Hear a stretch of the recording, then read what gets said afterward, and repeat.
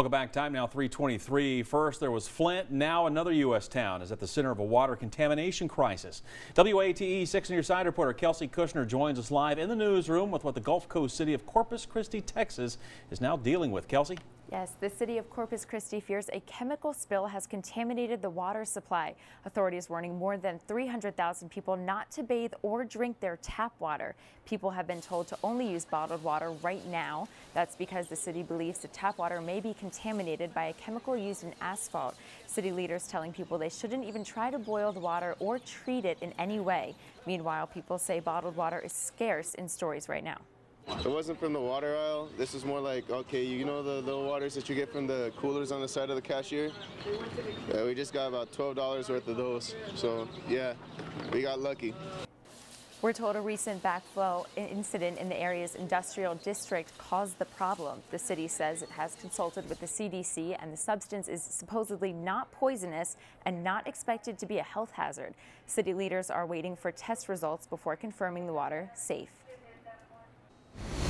Welcome back. We're following breaking news out of Jefferson County where 4 inmates escaped overnight. 2 of them now back in jail, but the search continuing for the other 2. WAT 6 on your side reporter Kelsey Kushner joins us now in the studio with the latest developments. Kelsey? Yeah, Bo, the sheriff's department is telling us the escape happened just after midnight. Take a look at the 2 inmates who are still on the loose, Adam Lethko and Matthew Porter. We're told deputies were treating Lethko for an injured hand when Porter and 2 other inmates, Jimmy Moore and Richard Lorenz, assaulted them, stealing the keys to one of their vehicles and taking off. That vehicle was later found on Highway 411. Deputies captured Moore and Lorenz a few hours later. They've now been charged with aggravated assault and on an officer and escape. Again, the search continues for Lethko and Porter right now. They were last seen in the Sevier County area of Highway 411 wearing white shirts and black and white striped pants. We're also told they robbed an Easy Stop gas station on Dolly Parton Parkway in Sevierville around 5 a.m. We'll continue to follow this story and bring you any updates as we get them. Bo? Good Morning Tennessee from WATE 6 on your side starts now. Coming up on Good Morning Tennessee, breaking news for Jefferson County inmates on the loose right now. What we've learned overnight about their escape straight ahead. Plus, the first checks from Dolly Parton's My People Fund now being distributed to those affected by the Sevier County wildfires. What you need to know if you're getting one, coming up. And you're waking up to some bitter cold temperatures this morning, but chilly weather won't be sticking around when you can expect a warm up just ahead. Good Morning Tennessee starts now. And Good Morning Tennessee, I'm Bo Williams. And I'm Kelsey Kushner. We'll get to our top stories in just a moment. Boy, you need layers. I mean, layers upon layers this morning. Layers, But, as Kelsey just said, it's going to warm up here at some point. It will. You know, we already got warmed up coming in 3 o'clock in the morning. We're all warmed, ready to go, right? Yeah, whatever. No, okay. Running from the car inside, right? Exactly. It's going to warm up on Sunday. We're going to talk more about that in the full forecast coming up. All right, we'll check back with you. Thank you, Matt. We are following breaking news out of Jefferson County where 4 inmates escaped overnight. 2 of them now back in jail, but the search continuing for the other 2. Take a look at their mugshots here. We're told deputies were treating Adam Lethko for an injured hand when Matthew Porter and 2 other inmates, Jimmy Moore and Richard Lorenz, assaulted them, stealing the keys to one of their vehicles and taking off.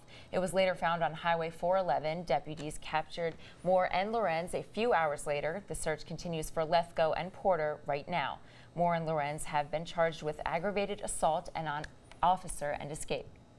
President Obama signing a disaster declaration for the state of Tennessee following the deadly wildfires in Sevier County. The president's action makes federal funding available to help the recovery efforts in areas that were affected. Yeah, assistance can include grants for temporary housing and home repairs, low-cost loans to cover uninsured property losses, and other programs to help homeowners and business owners recover from the effects of the disaster.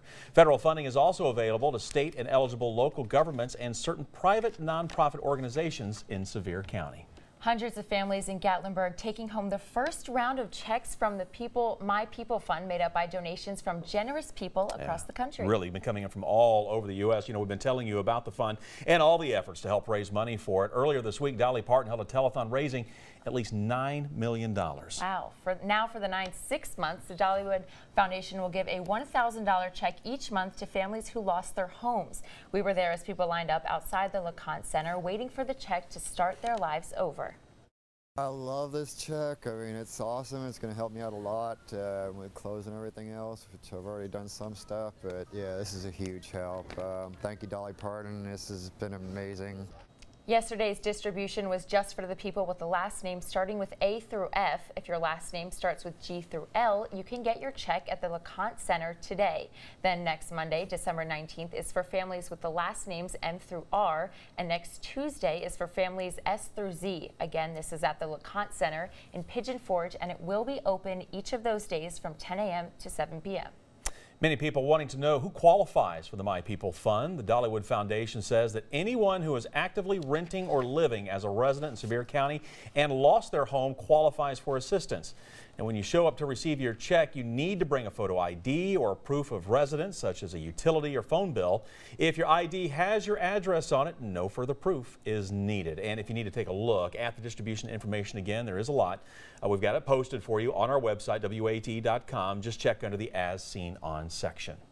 Well, some good news for parts of Tennessee. Governor Haslam's regional burn ban has now been lifted. However, it's very important to note that the burn ban under the Commission of Agriculture will stay in effect in Blount and Sevier counties.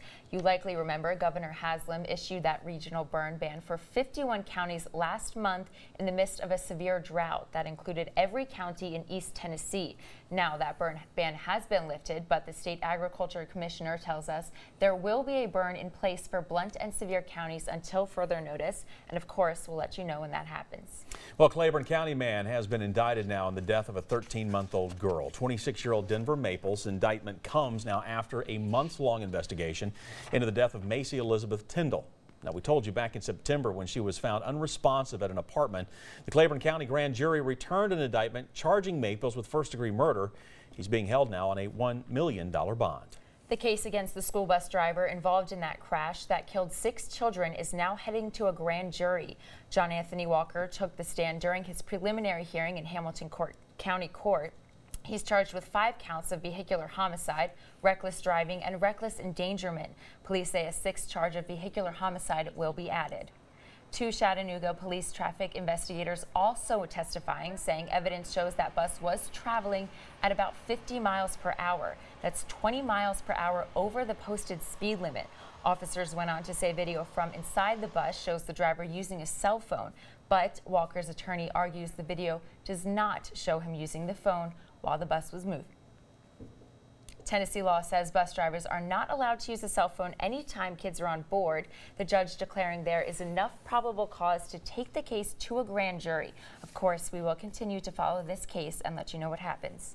Well, the man accused of shooting 9 worshipers at a Charleston church last year has been found guilty on every count. 22-year-old Dylan Roof convicted on all 33 federal counts, including murder, attempted murder, and hate crimes. Now, before the verdict, jurors saw a backyard video Roof recorded of himself during target practice. Prosecutors say Roof laughed about the shooting 9 times during a confession to the FBI, but as the verdict was read, Roof stood silent. Many of the victims' families are now urging for Roof to be sentenced to death. The sentencing phase of the trial starts January 3rd. An East Tennessee Santa Claus in the spotlight of a nationwide story. A little boy dying in his arms at the hospital. Yeah, we met Eric Schmidt-Mattson Tuesday, but since then people have been questioning whether or not this Santa's story was true. WATE 6 on your side called every hospital in East Tennessee, and we got the same response from everyone, saying it didn't happen at their hospital. But Schmidt-Mattson is sticking to his story. He says there's no reason the hospital has come forward, and it's because the hospital where it happened doesn't know it happened. The nurses are afraid of an immediate supervisor being vindictive, and they know the hospital won't allow being fired for not following protocol for this issue. They would love to have the press, you know, that kind of stuff. They know that. But they also know that you can trump up any kind of excuse for getting rid of somebody later on. And they're hysterical. They do not want to be identified. Schmidt-Mattson says at this point he hopes his story will be forgotten and he can get back to his life as usual.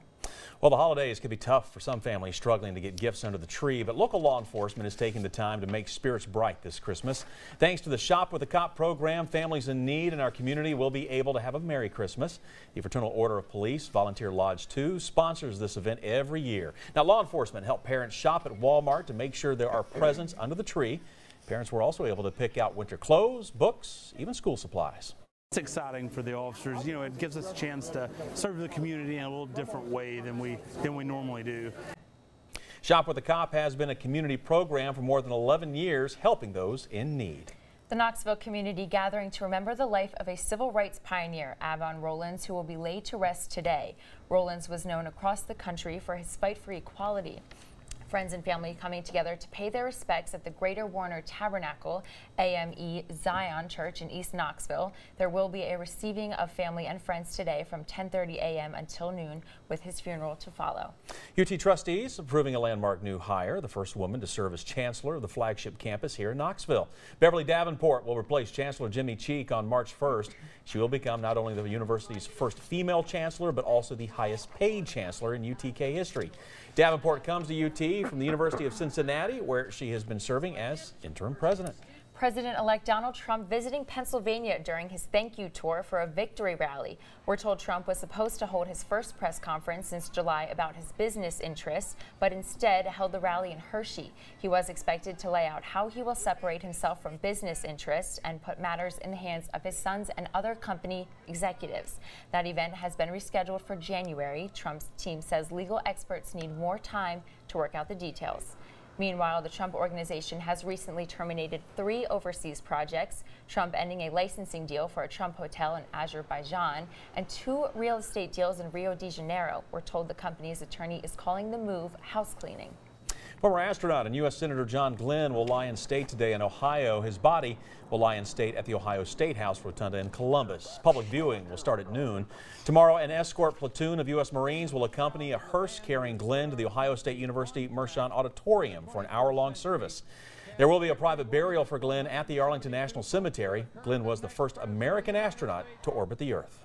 Mayor Tim Burchett launching another Reefs Across America team to place wreaths on the graves of thousands of veterans buried in Knox County. The wreaths will be placed on graves tomorrow morning at the Old East Tennessee State Veterans Cemetery on Lions View Pike, the new East Tennessee State Veterans Cemetery on Governor John Sevier Highway, and the Knoxville National Cemetery on Tyson Street. Last year, the county raised more than $30,000 for Wreaths Across America. Well, get ready. Snow tubing and the aerial tramway opened up earlier this week, but starting today, you're going to be able to actually hit the slopes. Are you going to hit the slopes? Unfortunately, yeah, just face plant. That's how I hit the slopes, yeah. Slopes for skiing and snowboarding opening at Ober-Gatlinburg for the season today. As we reported, Ober-Gatlinburg's aerial tramway opened up Monday. Engineers from Switzerland giving Ober the green light after inspecting cable towers and electrical conditions. Management launched the effort as soon as they learned of the wildfire impact on Ski Mountain Road. But again, everything has been cleared and is now certified to operate. Good to hear.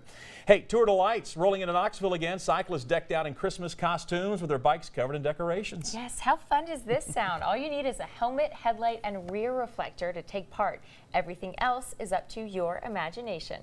Festivities begin tonight at 6 in Market Square. There will be a photo booth, bike safety checks, and judging for your display. Then the ride takes off for a 5-mile loop through downtown and North Knoxville. Awards will be given out at about 8:15, and the event is free and open to everyone. All right, let's get you updated on what's going on with the forecast. Hopefully it'll be nice and, well, not as cold tonight as it was this morning. What are we looking at?